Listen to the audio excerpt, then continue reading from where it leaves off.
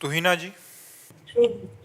श्री हरिवंश महाराज जी। महाराज जी, आप कह रहे हैं कि आप एक एग्जाम की तैयारी कर रही हैं, परंतु इतनी बार असफलता मिलने के बाद भीतर एक डर बैठ गया है कि जो भी पढ़ते समय मन एकाग्र नहीं करने देता। महाराज जी, इस डर को हटाने के लिए मैं क्या करूं? भगवान से प्रार्थना करो। 10 बार हार जाए तो क्या हम 11वीं बार हार ही जाएंगे? ऐसा नहीं है। इस बार हो सकता है मैं निकल जाऊं। अच्छी पढ़ाई पढ़ो और बिल्कुल प्रसन्न रहो। ये सबसे बड़ी कमी है जो हम निराश हो जाते हैं। किसी भी स्थिति में निराशा नहीं आनी चाहिए यार। मनुष्य जीवन में किसी भी स्थिति में निराशा नहीं आनी चाहिए। हम फेल हो जाएं, हम हार जाएं, हम घाटे में, हम विपत्ति में, ये सब बनी रहेगी क्या? भैया, रात नहीं रही तो दिन नहीं रहेगा। बड़े बड़ों के जीवन में एक समानता नहीं पाई गई।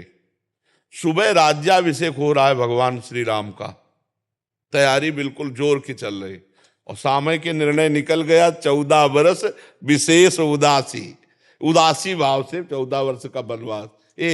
भगवान को, हम लोग इंसान हैं यार, कब क्या कैसी परिस्थिति आएगी वो बदलती रहेगी। आप कई बार मान लो परास्त हो चुके, हार चुके, फेल हो चुके या असफल हो चुके व्यापार में, किसी भी विषय पे, तो निराशा नहीं आनी चाहिए। उदास मत होइए, फिर एक नया जोश लाइए, फिर नई उमंग लाइए और हम उस पर विजय प्राप्त करेंगे। देखो, अगर उमंग छोड़ दें हम, तो अभी हम ऐसे हैं जैसे पुरानी बिल्डिंग की पूरी नींव गिर गई हो, पूरा मकान ढह जाए। अभी अभी इसी समय हमारे शरीर में भयंकर पीड़ा है।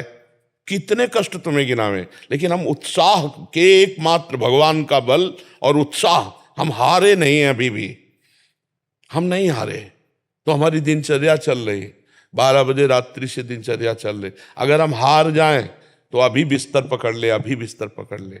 हारे नहीं, नहीं नहीं। ये शरीर रोगी हो सकता है, मैं रोगी नहीं हूं। ये शरीर में पीड़ा है, मेरे में पीड़ा नहीं। तो हम आपके साथ बैठे हुए प्रश्न उत्तर कर रहे, हमारी दिनचर्या चल रही। अगर आप हार जाएंगी तो देखो आपको विक्षेप पड़ने लगा, कि पढ़ते हुए विक्षेप कि यार आप फेल तो हो ही जाना है, या पता नहीं फिर फेल हो गए तो सब पढ़ाई लिखाई नहीं। अगर हम फिर भी फेल हो जाते तो फिर भी निराश नहीं होंगे। फिर मान लो पढ़ाई ही केवल जीवन थोड़ी है, और भी जीने के उद्देश्य हैं, और भी जीने के रास्ते हैं। केवल पढ़ाई, अगर हम पढ़ाई में नहीं सफल हो पाते हैं तो क्या हमारा जीवन ही बेकार हो जाएगा? बहुत विवेक से हमें जीना है। हमें समाज के लिए जीना है, परिवार के लिए जीना है।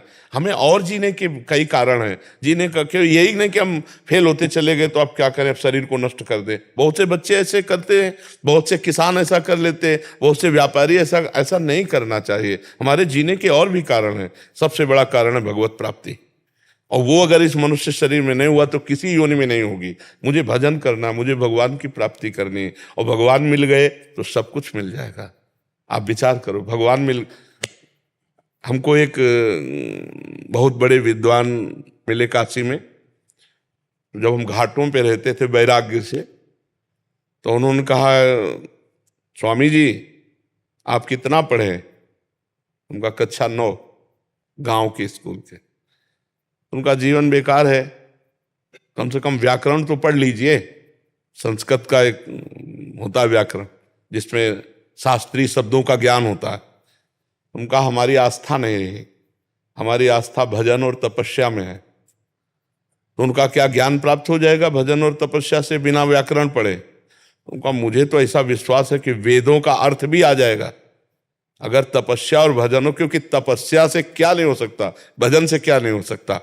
तो उस समय तो हमारा जीवन ऐसा था, कोई मतलब ही नहीं था कि ज्ञान और प्रवचन और प्रश्नोत्तर, कोई सवाल ही नहीं था उस समय। तो एक केवल लक्ष्य था भगवत प्राप्त।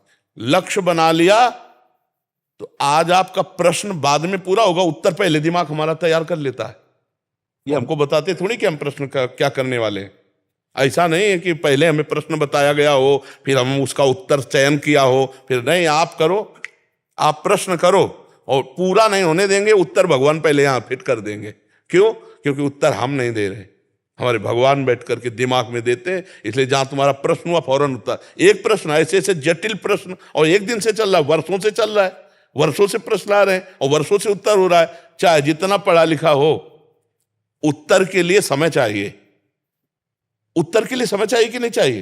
कि भाई ये एक विषय का उत्तर थोड़ी हो रहा है। लेकिन आप देख रहे हो प्रश्न के उत्तर, ये पढ़ाई का उत्तर नहीं है।